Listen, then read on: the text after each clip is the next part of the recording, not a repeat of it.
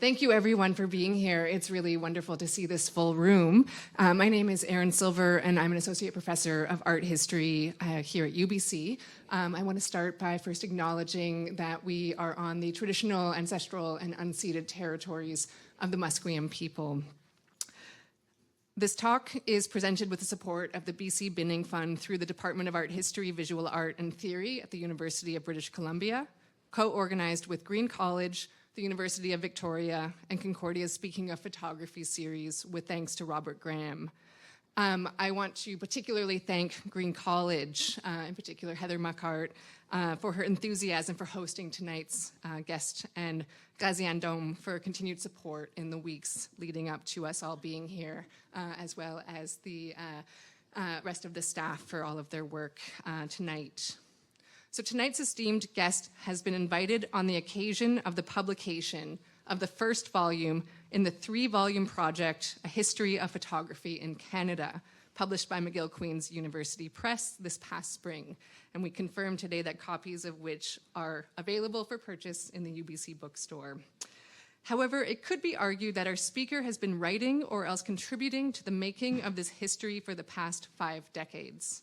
Dr. Martha Langford, a Fellow of the Royal Society of Canada, is a distinguished professor emerita of Concordia University in Montreal and the former research chair and director of the Gail and Stephen A. Jaroslawski Institute for Studies in Canadian Art. Prior to her 2 decades at Concordia, from 1981 to 1985, Dr. Langford was the executive producer of the National Film Board, Still Photography Division, and following her rallying of Canada's photography community toward the establishment of a permanent institution to promote Canadian photography, overseeing the transfer of the NFB's still photography collection to the National Gallery of Canada, affiliated Canadian Museum of Contemporary Photography, where she was chief curator and founding director from 1985 to 1994. Over the past 2.5 decades, Langford has authored or edited several monographs and volumes that have contributed greatly to our understanding of photography histories and beyond in Canada and beyond. Her publications with McGill-Queen's University Press include Suspended Conversations, The Afterlife of Memory in Photography Albums, Scissors, Paper, Stone, Expressions of Memory in Contemporary Photographic Art, the edited volume Image and Imagination, a scholarly accompaniment to her citywide 29 exhibition. We couldn't remember the amount of exhibitions we put up in 2005. 29 exhibition, Le Mois de la Photo à Montréal, where she was artistic director for the 2005 edition. The edited volume Narratives Unfolding, National Art Histories in an Unfinished World. The co-edited with Joanne Sloan volume Photogenic Montreal, Activisms and Archives in a Post-Industrial City. And alongside her brother, John Langford, a Cold War tourist and his camera. Concurrent to this tremendous output, Langford has published numerous catalogs and catalog essays, book chapters, and articles on photography, history, and theory, and organized photographic exhibitions for museums and festivals in Canada, the UK, and Europe. A champion of photographers and a key mobilizer of photography communities, Langford has also trained, mentored, and collaborated with a generation of students of photography histories, work that continues beyond her retirement from Concordia, and which her most recent publication will extend to upcoming generations. She makes a regular point to mention the genesis of her current project in the research team situating photographic knowledge, Le Lieu de Savoir Photographique, an interdisciplinary, intergenerational, interinstitutional research team, which included several of our graduate students who are now scholars and curators in their own right. Sitting in Dr. Gillian Lerner's undergraduate photography history course this morning, where Martha delivered a guest lecture, and having met Martha as an undergraduate student in her own history of photography course at Concordia over 20 years ago, I was reminded of her ceaseless curiosity about the photographic image, not to mention her boundless enthusiasm for working with students. Those of us who trained with Martha know our good fortune to have experienced her spark early in our own scholarly and professional trajectories. In the first of 3 volumes, A History of Photography in Canada, Anticipation to Participation 1839 to 1918, Langford examines the evolution of photographic technologies from photography's inception in the 1830s, from Canadians' intrigue for and embrace of the medium to the recognition and savvy employment of photography's capacity in contributing to settler colonial Canada's early nation-building projects. People, places, events, a thematic structure that will carry through the 3 volumes helps the author and the reader to tame the burgeoning medium amid its exponential proliferation through the 19th and early 20th century. Guided by the question, what did Canadians know about photography and when did they know it?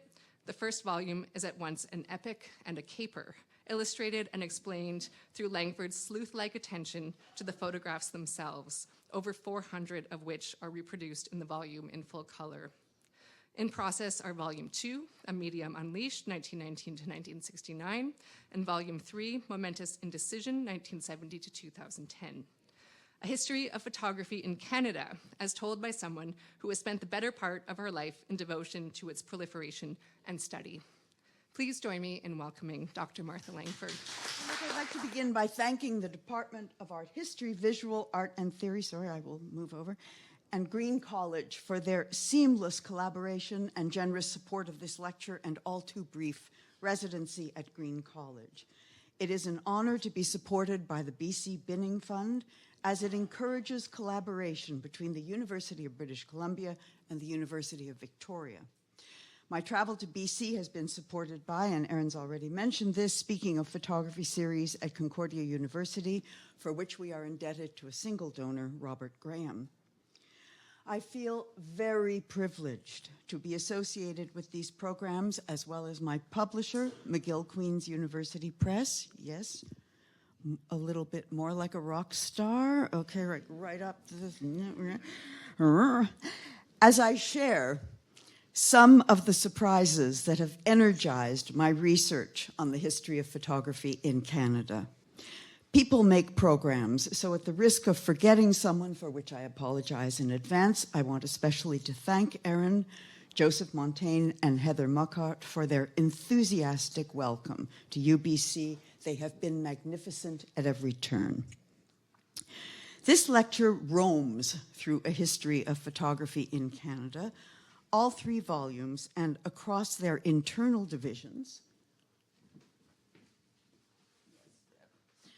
Across their internal divisions into 4 categories of interest: people, places, events, and things, through the lens of photographic experience.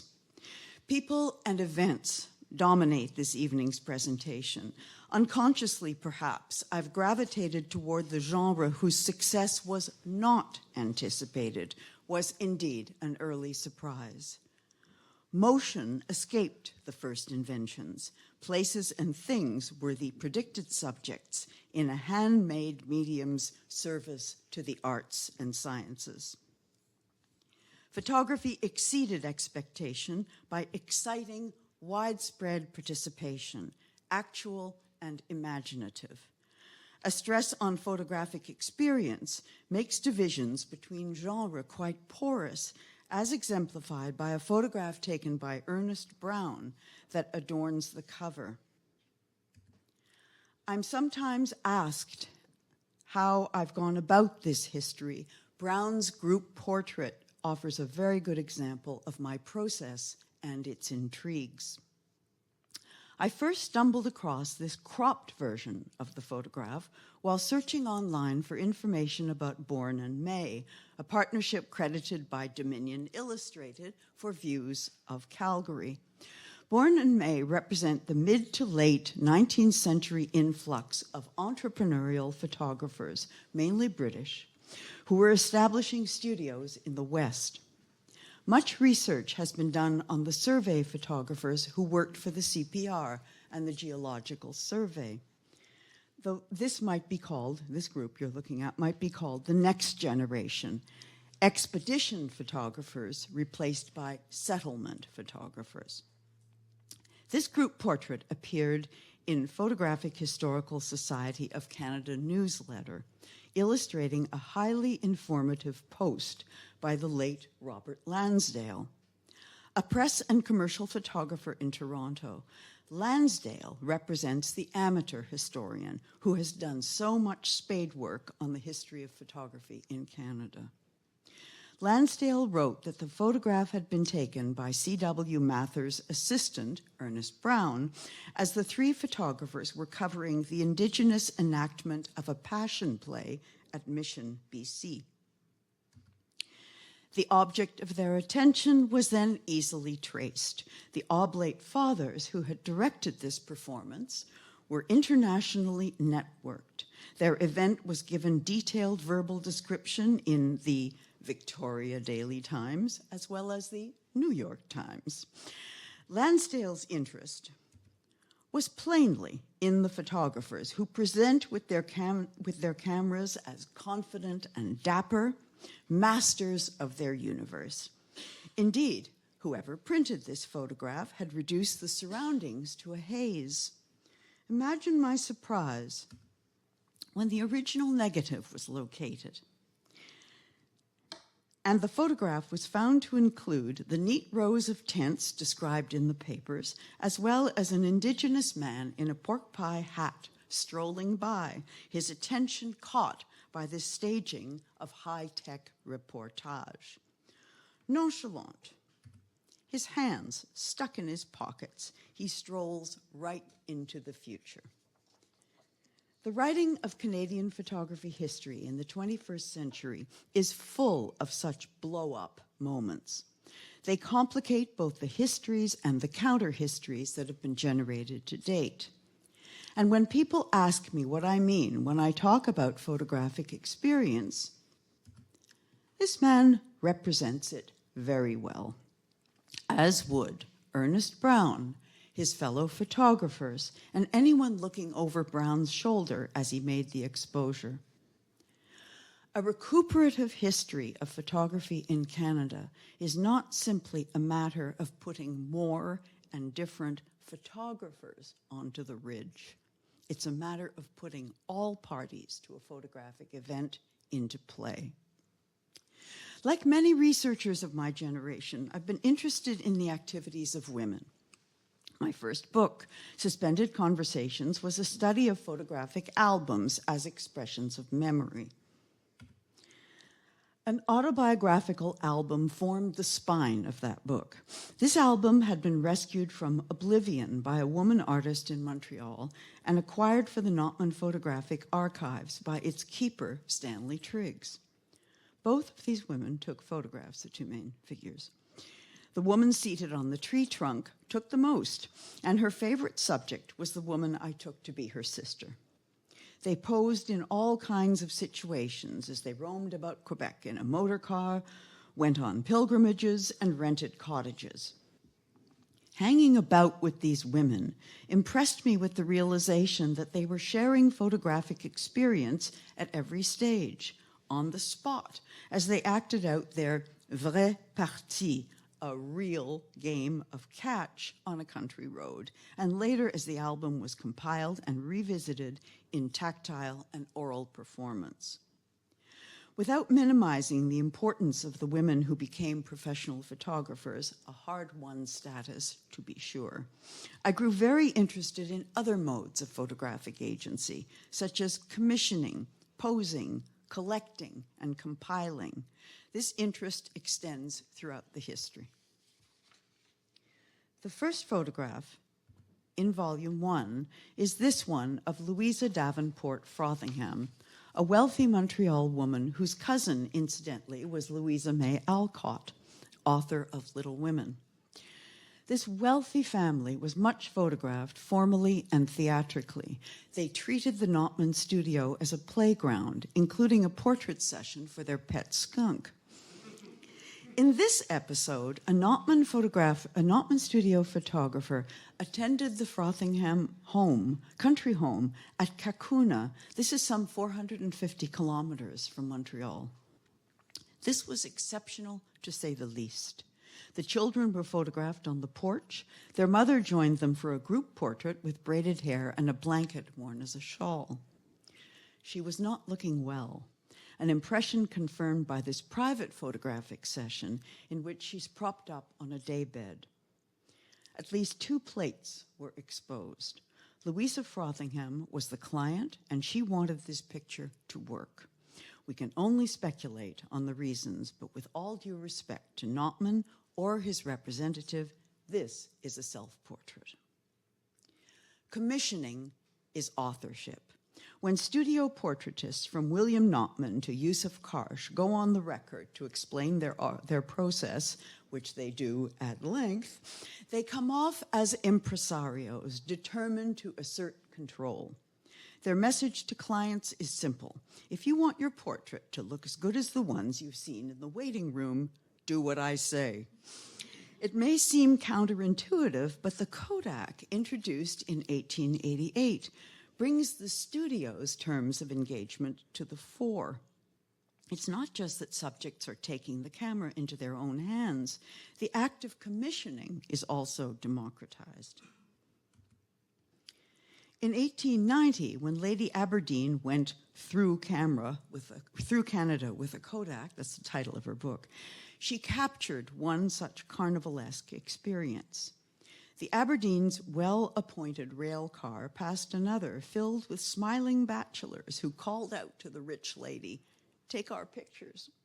They had no expectation of seeing the results.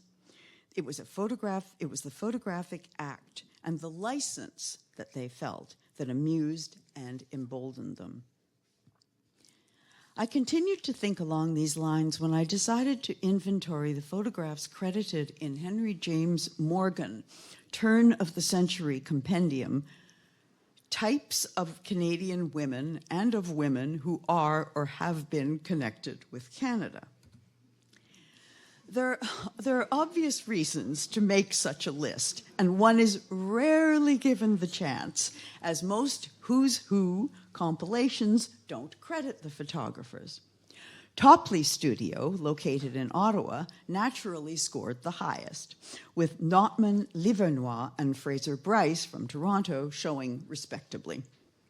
Aside from this business report, Morgan's modus operandi, which was to ask his subjects to supply the portraits, offered a snapshot of the upper-class woman's self-image. This spread caught my attention. On the left, a portrait of Mrs. Ahern by Topley, and on the right, Mrs. Aikins, photographed by Mrs. Carr in Winnipeg. Well, in advance of Colleen Skidmore's Rare Merit, Women in Photography in Canada, 1840 to 1940, published only in 2022, I turned to other sources for the life and work of Rosetta E. Watson Carr, who trained in the United States, returning to Ontario to work briefly for Topley, and in 1883 established her own studio called the American Art Gallery in Winnipeg. It flourished for 16 years, she and her staff providing a wide range of services, and much admired for the style of portraiture you see here, softly modulated platinotypes. Ill health sent Watson Carr back home to Ontario, and it was on the Perth and District Historical Society website that I found a 2018 article by Ron W. Shaw with a single illustration entitled, "A Photograph by Rosetta Watson Carr of First Nation Prisoners at Stony Mountain Penitentiary, Manitoba, June 8, 1893. 1892. No, 1893. I corrected that. Okay. The picture is certainly arresting and very different from her studio repertoire. Drawing on the Glenbow archives, Shaw named the subjects and provided the following background, focusing on the man seated bottom right with the blanket over his forearms. Quote, "The death sentence imposed on Nez Percé Sam, Charlie Hassenaha Makit, for the murder of White Bird, a chief of the Nez Percé tribe, had just been commuted to life in prison, but he died at Stony Mountain later that year," end quote. An image of abjection, one might say, but still I wondered why the photograph had been taken. Was it commissioned by the religious groups that were lobbying for an appeal? Why Mrs. Carr, and why would she accept a commission that involved transporting herself and her equipment some 26 kilometers north to Stony Mountain? Did she send one of her staff photographers? Every aspect of this case had been covered by the newspapers, and yet I could find no mention of this photographic session until I searched using the name of Sheriff Campbell, who led the transport detail from Pincher Creek, Alberta. The stopover and taking of the photograph had in fact been reported in the Winnipeg Daily Tribune, confirming that Mrs. Carr herself had taken the photograph, but not at Stony Mountain, at the newly opened provincial jail in Winnipeg in front of prisoner Governor Patrick Lawler's residence. This would explain the quality of the facade and the availability of garden furniture. Lawler, no doubt, recommended Mrs. Carr to Sheriff Campbell, who was granting a request by the convicted murderer, quote, he asked to be photographed alone, end quote, that his picture might be taken back to his wife and children.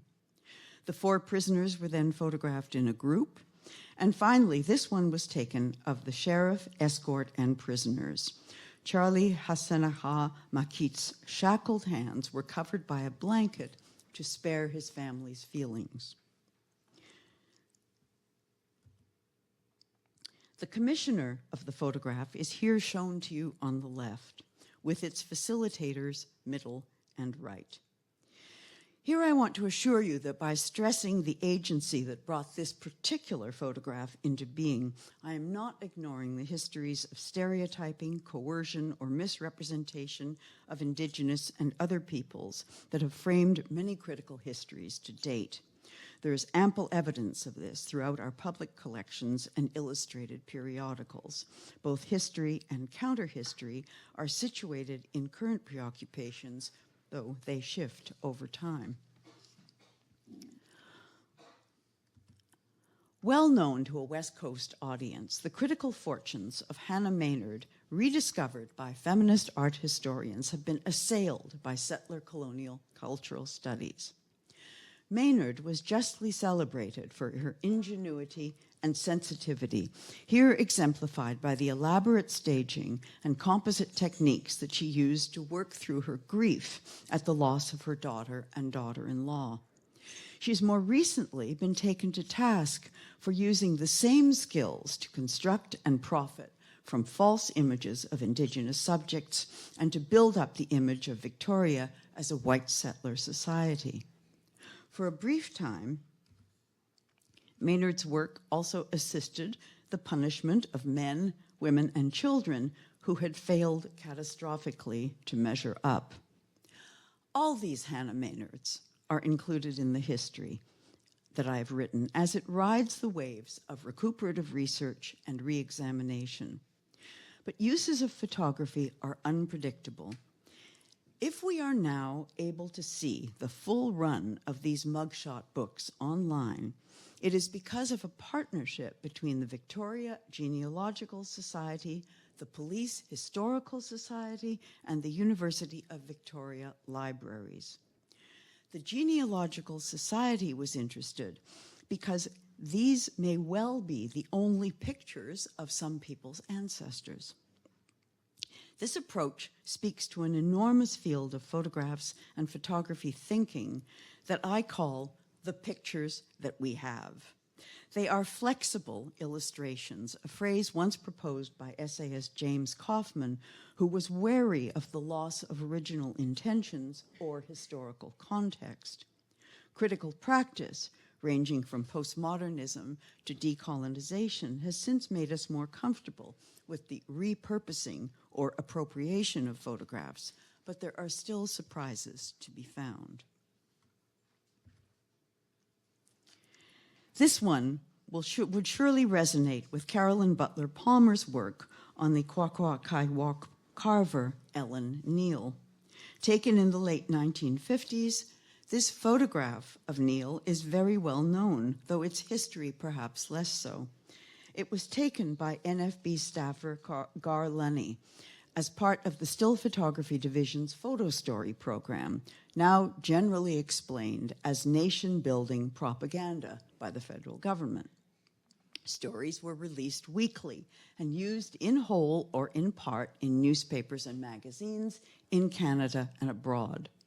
They were official pictures, as Carol Payne has correctly categorized them, though this portrait of Neil has since been detached from its original purpose and widely circulated in cultural contexts.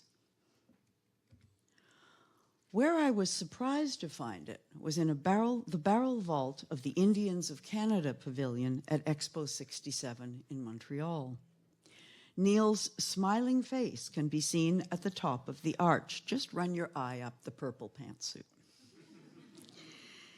The Indians of Canada Pavilion is considered an important milestone for the First Nations, who established an Indian advisory committee that asserted control of the storyline. With very little lead time, they conducted cross-Canada consultations that asked First Nations communities what they, quote, wanted to tell people of Canada and the world at Expo 67. Photography served to deliver some of those messages, both positive and negative. The use of the medium underscored the express intent to, quote, make the present the crucial part which should be projected, end quote. Photographs were used to set up contrast between Indigenous poverty and white middle-class prosperity. In the section on education, pictures of unhappy children in schools and students being bussed out of their communities were accompanied by text panels and verbal explanations from a corps of Indigenous guides that colonial education was, quote, alien to Indigenous ways of learning. This still from Regnier's film, Indian Memento, documents a section called Work Life, where visitors saw editorial-style illustrations of Native people successful across a range of present-day occupations. Having recognized Neil's portrait, I went looking for others that also seemed familiar. Indeed, many, and quite possibly all of these photographs came from the NFB. The steel worker, second from the bottom right, is Russell Isaacs, photographed by Gar Lunny for the 1959 photo story, At Home in the Clouds, Bridge Building Mohawks. One can also recognize Alfred J. Scow, first Aboriginal graduate of the School of Law at the University of British Columbia, 1961. He was photographed by Ted Grant the following year. As visitors left this hall of honor, they were confronted with a large image of precarity in the figures of a woman and her children posing outside their log house. Larger than life, this image can be seen in the lower left quadrant of the film still. The brochure contextualized this image with information about Native people living below the poverty line. In any other context, such a photograph might be decried as exploitative, even sensational. But in the truth-telling program of the pavilion, it functioned as a blunt reminder of the restitutional work to be done. Here is a surprising instance of flexible illustrations, still carrying their intended positive messages, but reactivated and revoiced very differently. This is what happens to the pictures that we have. Telling incongruities litter the landscape of Canadian photography history. I've tried to run some of these puzzles to ground, reading detective novels at night to keep my spirits up. Misrecognition is not a capital offense, and my approach generally has been silent correction, but a few cases need to be underscored for what they tell us about expectations placed on the medium, the assumption that what could be seen could be photographed and furthermore ought to be. Some publishers moaned about the difficulties of obtaining news photographs. Some shifted the responsibility onto their readers by soliciting pictures of consequential events and conditions. The citizen journalist predates the iPhone by roughly a century. Likewise, the paparazzo, who unleashes a caption writer's speculation on body language and its encapsulation of current events. The inaugural issues of The Standard, a broadsheet loved and respected by photography historians for its delivery of photo reportage in high-quality rotogravures, has even more to tell us about photographic protocols in the early 20th century. Here we see the clash between decorum and desire, as the Standard claimed to know what readers really wanted from an illustrated paper. The portrait of Senator Wark was taken in his parlor with little evidence of staging or even straightening up. In fact, Senator Wark appears to be wearing bedroom slippers. There were plenty of official photographs of Senator Wark available for reproduction. What the Standard wanted was a tiny peek behind the curtain, a visit to the private realm. A strip of well-known Montrealers, caught on the fly, predicts the magnetism of street photography, a genre that would gain traction in mid-century. Here illustrated is the idea that a split-second, candid portrait taken on a busy street could reveal what the subject was thinking. In fact, the thoughts projected on the subjects are precisely what the photographers are doing, and by extension, what the Standard's readers are being trained to enjoy. Lieutenant Colonel Massey observes an old acquaintance. He is personality spotting. Mr. McPhee is said to be pondering a stalemate at the harbor board. Well, he might be wondering what's on for lunch, but he's registered photographically as caught in irresolution. The alderman is supposed to be savoring backroom gossip. All that facial hair makes this a bit of a stretch. These small surprises fit into a general pattern that inklings of photographic trends can be observed before they are officially recognized. This may be very surprising to those cultural historians who subscribe to the notion that Canada suffers from belatedness. Well, we sometimes do, but it manifests differently, as will be seen. My research into the photographic coverage of events was led by Canadian histories of print journalism. What were the big stories and how were they delivered pictorially? The short answer is that they were illustrated with anything that could be brought to bear. Photographic coverage of the Quebec Bridge disaster, the anti-Asian riots, the sinking of the Titanic, and the Halifax explosion are prime examples. Satisfying the public's hunger for pictures, newspapers and magazines repurposed ceremonial and scenic views as well as formal portraits and scientific documents to illustrate their stories. A typical example, too innocuous to reproduce in the book, comes from the Toronto Star's illustration of the anti-Asian riots of 1907. Peaceful views of Vancouver's CPR wharves and Japanese fishing vessels accompany descriptions of the violence with the suggestion that this is where the fishermen may have been roughed up and thrown into the water. In the BC dailies, aftermath pictures of damaged property appeared. Pictures of their traumatized owners had also been taken, possibly for insurance purposes.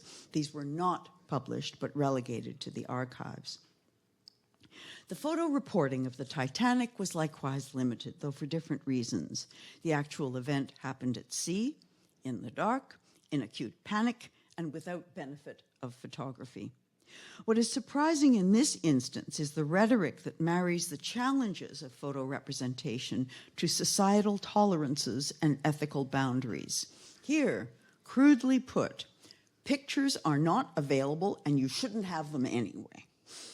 The journalistic frenzy around the rescue ship, the Carpathia, where it was going to dock and discharge the rescued passengers, was reported in detail and with disdain. A Toronto-based illustrated weekly, the Canadian Courier, found a way of delivering vicarious experience when they got hold of snapshots discreetly taken by a passenger on the Carpathia, one Bertha Palmer from Guelph, that alluded to the traumatized survivors. What her pictures do, as the caption asserts, is, quote, give some idea of what the decks of that vessel looked like during her trip from the scene of the disaster to New York Harbor. The rescued passengers of the Titanic were given every attention by the officers, crew, and passengers of the rescue ship, end quote. Are we looking at actual survivors or solicitous passengers? Did the survivors actually climb out of the lifeboats still wearing their hats? Impertinent questions and an impediment to the construction of a photographic report on the event. What viewers were being encouraged to do was imagine the situation based on photographic illusion. World War I concentrated the efforts of photojournalism, though at some distance from the notion of direct witnessing that was sometimes assumed. The war was being documented for reporting and reconnaissance at military headquarters. The Canadian War Records Office, directed by the future Lord Beaverbrook in London, had two additional objectives: supplying pictures to the press and stockpiling them for history. These were largely illustrations, staged scenarios, photo opportunities, and composite photographs were the mainstay of the exhibitions and publications that ensued. The combination of awe and cynicism that greeted William Ivor Castle's Going Over the Top, now retitled Training Exercises for Going Over the Top, has been discussed in many histories. The idea that it represented an actual battle was mocked by soldiers in the trenches. Indeed, the hand gesture of the lead soldier was clearly understood and sometimes masked, as were other telling details. There are nevertheless surprises in patterns of reception. While fakery was sometimes decried, Going Over the Top continued to be circulated, and more staged or composite images were produced. The scale of these works was impressive. They were modern history paintings. The Taking of Vimy Ridge was exhibited at Grafton Galleries in July 1917, and later in Toronto, where it was declared to be, quote, the largest photograph in the world. Assembled from at least two negatives to capture, quote, the soldiers moving resolutely across the frame and their fallen comrades, and more negatives used for the explosions, the work was impressive. William Ivor Castle was unapologetic about the fakery involved. His critics were naive, he said. Quote, when you read in official communiques that an attack was launched at daybreak, you can imagine that photography is impossible, he said, essentially asking, what did people expect? Audiences included veterans who were deeply moved by catching sight of a fellow soldier or a situation that they had experienced or narrowly missed. As illustrations, Castle's photographs were effective. His successor, William Ryder, was opposed to staging, restraining himself to a bit of staffage, so likely his assistant, sent out into the field of mud. The subtitle of Volume 2, A Medium Unleashed, is not intended to mark a firm break with the pattern of anticipation to participation set up by Volume 1. Just as British North America traded opinions and expectations about photography before it landed on these shores, Canadians and Newfoundlanders continued to place demands on the medium, expectations that have sometimes led historians into error or at least some tight spots. My own photographic education, based on Euro-American photography histories that used to be our textbooks, kept certain archetypal situations in mind. In the United States, the Great Depression and the Dirty 30s were famously documented by the Farm Security Administration. Well, Canada suffered from the same catastrophes. Where were the pictures? Other historians have asked the same question. One picture has been used many times to illustrate the sense of hopelessness as farmers' fields blew across the sky. Quote, in this undated picture of an Alberta landscape, wrote the late Michael Bliss, all we see is dirt and a poor human victim. Following the picture home to the Lethbridge Research Center corrects that misidentification. The photograph was taken in 1950 of agronomist Urban Joseph Pittman taking a close look at a field on the Lund farm where his advice was not being taken. Look at the man's clothing. Look at his shoes. Look at his posture. None of this spells despair in the Dust Bowl, though it might serve in a pinch to illustrate it, and especially, as I'm suggesting, when people were so hungry to find that one iconic image of the Depression. As I've said many times, the history of photography in Canada has long existed in fragments. So what was needed was a consolidation, which would enable its narrative through lines to emerge. One of the most interesting and surprising has been the persistence of photo illustration as opposed to photo reportage, social documentary photography, and the decisive moment.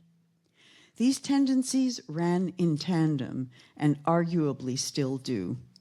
Illustration carries the whiff of commercialism and a will to persuade.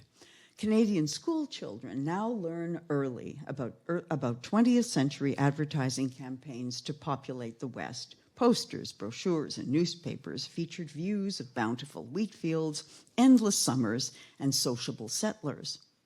Technically, these were truthful illustrations, though very selective in the editorial omission of infestations, frost, and mind-boggling isolation.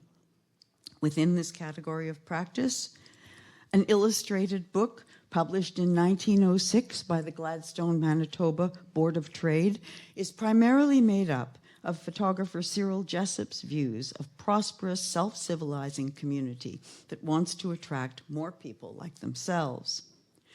Different types of photographs are combined in montage. The cleverest of these describes the Gladstone Branch Merchants Bank with exterior and interior views, a group portrait of the staff, and tying it all together, a photomontage of sacks of number 1 hard wheat flowing into hoppers to emerge in a torrent of coins. One can be forgiven for associating this photomontage with German agitprop artist John Hartfield's much later Adolf the Superman.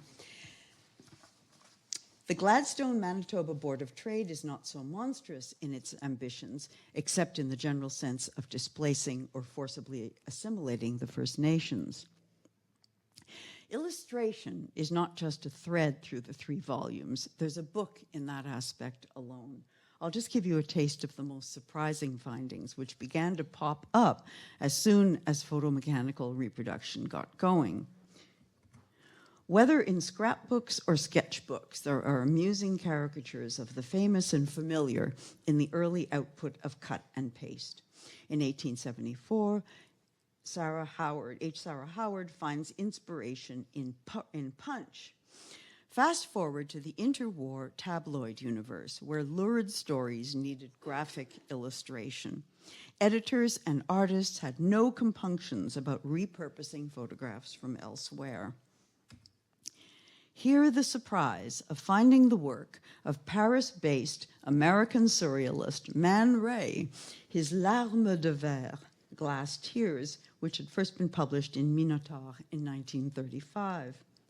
Integrated to a cover illustration for the Montreal tabloid Photojournal, it forms the middle register between city and country for the confessions of a farm girl dazzled by descriptions of Montreal, lured from her home by a traveling salesman to become a servant in his mother's home. Seduction, shame, and alienation from everything she loved, including a papa in the bottom register, quickly followed. In the 1950s and 60s, Weekend Picture magazine and its French-language counterpart, Perspective, enjoyed vast circulation in Canada. Now get your thinking caps on here. 1 copy for every 10 Canadians. That copy read by at least 3. Weekend won prizes for illustration, for example, this one by Richard Arliss, that efficiently inflames societal fears of juvenile delinquency with neat connotations of middle-class parental laxity, another theme of the day. This was a big prize winner, this picture. Or the pop psychology rehearsed by Weekend staff writer Jacqueline Moore, internal conflict visually expressed by Bert Beaver's photomontage. And I swear to you, Bert Beaver, who's an absolute favorite photographer of mine, was born Bert Beaver. He didn't just make that up as a Canadian. In volume 2, I propose that Weekend and Perspective were the Open University of Photographic Expression and Design.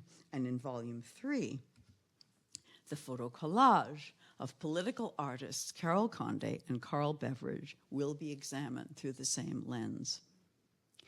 It may have surprised you that a presentation on the history of photography in Canada has passed so quickly over the genre that dominated the collective imagination, the Canadian landscape.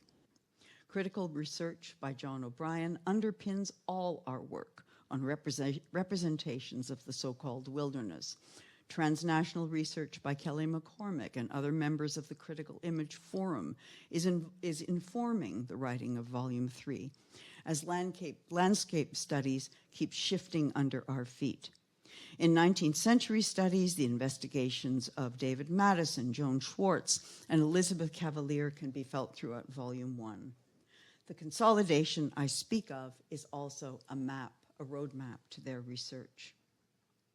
Along those lines, if I had cataloged all the things that had surprised earlier researcher, the presentation would have started at Niagara Falls with a daguerreotype taken by British metallurgist Hugh Lee Pattinson, an object long thought to be lost, then found at Newcastle University in 1997. Or the surprising experimentation of the 1850s with albumin printing, the softening effect of what was called the half-tint by Quebec bookseller and photographer Samuel McLaughlin. McLaughlin, written off in earlier histories for his faulty technique.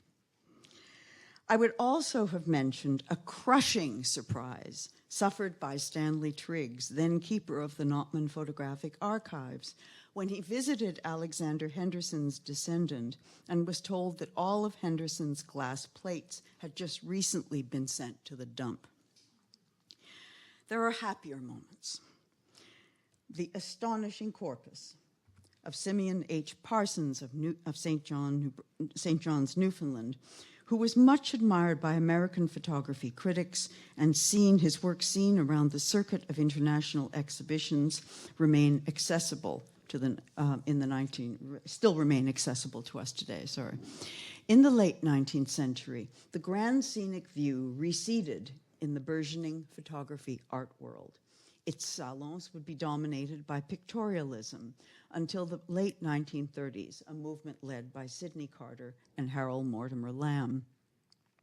Their elitist pronouncements could be quite demoralizing, their work surprisingly elevating, as in this platinum print from Carter. Orthodoxies notwithstanding, Canada also harbored self-taught amateur photographers who just liked to try things. Charles McNamara, the chief financial officer of a lumber concern in Arnprior, Ontario, learned photography from the literature. He read several languages, and membership in a regional camera club.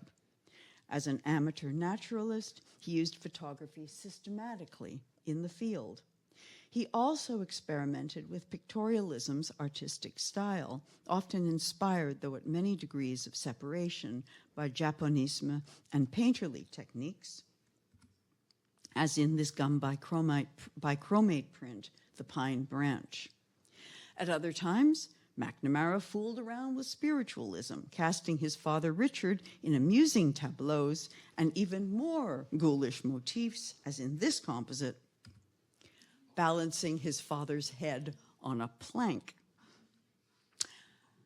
Writing this history, I have often felt like Richard McNamara, faced with a polymath for a son, or in my case, a polymorphous medium, as practiced in Canada. The varieties of photographic experience on these lands and waters have and continue to surprise me. Thank you very much.